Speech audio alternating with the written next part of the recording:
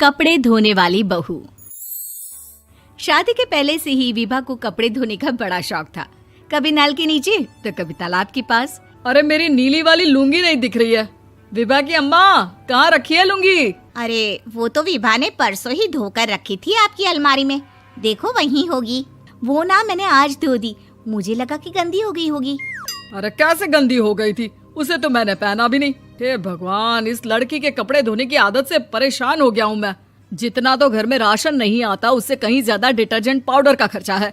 इसकी शादी करवा दो, शादी जाए अपने घर में ही करे काम, फिर चाहे घर के कपड़े धोने हो या पूरे गांव के। हाँ ठीक बोल रही हूँ, देखता हूँ मैं कोई लड़का। वो दिन भी आ जाता है जब विभा को देखने लड़के वाले आ जाते हैं। लड़की मुझे अच्छी लगी। होने वाली सास कहती है, बेटी अगर कुछ पूछना है तो पूछ लो। वैसे तो हमारी लड़की बहुत ही शर्मीली है, जो बोल दो वो मान लेती है, इसे क्या पूछना होगा। अरे कैसी बात कर रही हो माँ, मुझे इन लोगों के घर रहना है, सवाल तो कई है। हाँ हाँ बेटा, पूछ लो ना, क्या पूछना है। आप लोगों के घर कपड़े कौन धोता है? सास का मुंह बन जाता है। देखो, अगर तुम ये कहना चाहती हो कि तुम्हें कपड़े धोने नहीं आते तो सुन लो, कपड़े मैं ही धोती हूँ, लेकिन तुम्हारे आ जाने के बाद मैं रुमाल तक नहीं धोऊंगी। अरे चुप रहना भाग्यवान, बहू बेचारी घर आई नहीं, उसे डराना शुरू कर दिया।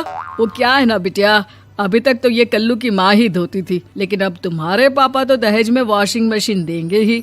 तभी विभा की माँ बोल पड़ती है, सवाल भी पूछा तो क्या। वैसे भाई साहब, मशीन की तो फिर भी कपड़े धोने की कैपेसिटी होती है। मतलब जो बिटिया दे रहे हैं ना विभा, इसे कपड़े धोने का बहुत शौक है। ये आप लोगों के क्या, आस पड़ोस गांव मोहल्ले सबके कपड़े धो दे और उफ तक ना करे। बाहर देखा नहीं आपने कितने कपड़े सूख रहे हैं? सब हमारी बिटिया ने ही तो धोए हैं। बस भी करो ना माँ, शर्म आ रही इतनी तारीफ सुनकर। और तो और एक दाग निकाल कर दिखाओ तो मान जाओ। हाँ अच्छा, माफ करना बेटा, मैंने गलत समझा।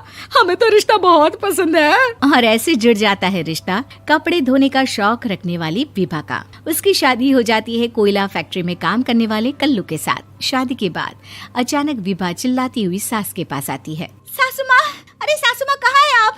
ये तो धोखा है, धोखा दिया आप लोगों ने मुझे। इसे ससुर के चक्कर के बारे में पता चल गया। अरे तो उसमें तुझे क्यों धोखा मिला है? अरे नल में पानी नहीं आता, कपड़े कैसे कब धुलेंगे? अच्छा, तू पानी नहीं आ रहा उसकी बात कर रही है। तो आपने क्या सोचा? कुछ नहीं। अच्छा, तेरी माँ ने कहा था कि कपड़े धोने का शौक है तुझे, याद आया मुझे। शौक बोलकर कपड़े धोने वाले मेरे जुनून को कम ना आके सासू माँ, कपड़ा धोना मेरा गुरूर है। तभी पति भी वहाँ आ जाता है। अभी मैंने इसे सनी देओल की फिल्म दिखाई है, उसी के डायलॉग मार रही है माँ। अच्छा सुन, साफ साफ बता रही हूँ, पानी सुबह 4 से 6 और शाम को 10 से 12 आता है, समझी? विभा टाइमिंग सुनकर हैरान हो जाती है। ये क्या भूतों का मोहल्ला है? सुबह 4 बजे उठकर कौन कपड़े धोता है? 4 बजे टंकी में पानी जाता है, फिर सारा दिन धोना ना, किसने मना किया?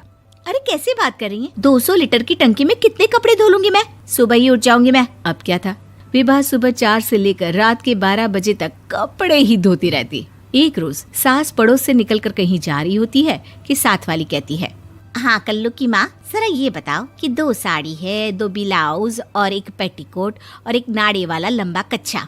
हाँ तो? अरे तो क्या, कितना लोगी धुलाई ये बताओ। धोबन दिख रहे हैं हम क्या? हमारे पति सरकारी नौकरी से अभी रिटायर हुए हैं और बेटा सुपरवाइजर है कोयला फैक्ट्री में। धोबन समझ रखा है हमें? हाय रे कल्लू की अम्मा, माफ कर दो, वो तो मोहल्ले में यही सब बता रहे थे कि तुमने बहू को कपड़ा धुलवाने के काम में लगा दिया है। सास को पड़ोसन की बात सुनकर गुस्सा आ जाता है। वो घर पहुंचती है जहां घर के बाहर ही इतने सारे कपड़े सूख रहे होते हैं जितने कि किसी धोबन के घर पर। अरे ओ कल्लू की दुल्हन, बाहर निकल। माँ जी यहीं आ जाओ, बाथरूम में चादर धो रहे हैं हम। अरे अभी हम धोते हैं, तुमको बाहर निकलो। ये आस पड़ोस वाले बोल रहे हैं कि हम बहू से कपड़े धुलवा कर उसे कपड़ा धोने वाली बना दिए हैं। अरे छोड़ो ना माँ जी, किन लोगों की बातों में आती हो? आस पास के लोगों का तो काम ही होता है कि वो किसी तरह सास बहू को लड़ा दे। बहू सारे घर के कपड़े धोती है, ये क्या कम है? बोलिए। सास को भी लग जाता है कि वो बहू का ये सनकीपन नहीं छुड़वा सकती, इससे अच्छा है कि खुद ही चुप हो जाए। एक रोज सास और बहू मंदिर जाते हैं, जहाँ सास की साड़ी वहाँ खड़ी भीख मांगने वाली से मिलती है। माँ जी क्या बात है, आपकी साड़ी उस भिखारन से कितनी मिल रही है ना? हाँ हाँ देखो तो, दोनों की साड़ी मिल रही है। क्या बात है कल्लू की अम्मा, तुम खुद को तो अफसर की बीवी बताती हो और ऐसी सिंपल सी प्लेन साड़ी पहनकर घूमती हो। सिंपल और प्लेन नहीं है ये साड़ी। तो क्या सोने के धागे से फूल बने हैं? कुछ भी सासू माँ, कुछ भी। हाँ बने थे इस साड़ी में सोने के धागे से फूल। मेरे पति लेकर आए थे मद्रास से स्पेशली मेरे लिए 10,000 की। ताहे भाई साहब इस भिखारन के लिए भी सेम टू सेम साड़ी लेकर आए होंगे 10,000 की। सास उस वक्त तो कुछ नहीं कहती, लेकिन बहू के साथ घर आती है और अलमारी से एल्बम निकाल कर लाती है। ये साड़ी देख रही है, ये वही साड़ी है जिसे मैंने अभी पहना था। इस साड़ी में ये जो चमकदार फूल दिख रहे हैं ना, ये सोने के धागों से काढ़े गए हैं। लेकिन तू लोकल वॉशिंग मशीन ब्रश से घिस घिस कर सारे फूलों को निकाल कर साड़ी प्लेन कर दी। मुझे माफ कर दीजिए सासू माँ। और तो और, जब मैंने तुझे तेरी गलती के लिए कुछ नहीं कहा, लेकिन तूने तो सबके सामने मेरा मजाक ही बना दिया। क्यों? बहू को समझ में आ जाता है कि अब से उसका कपड़े धोना बंद।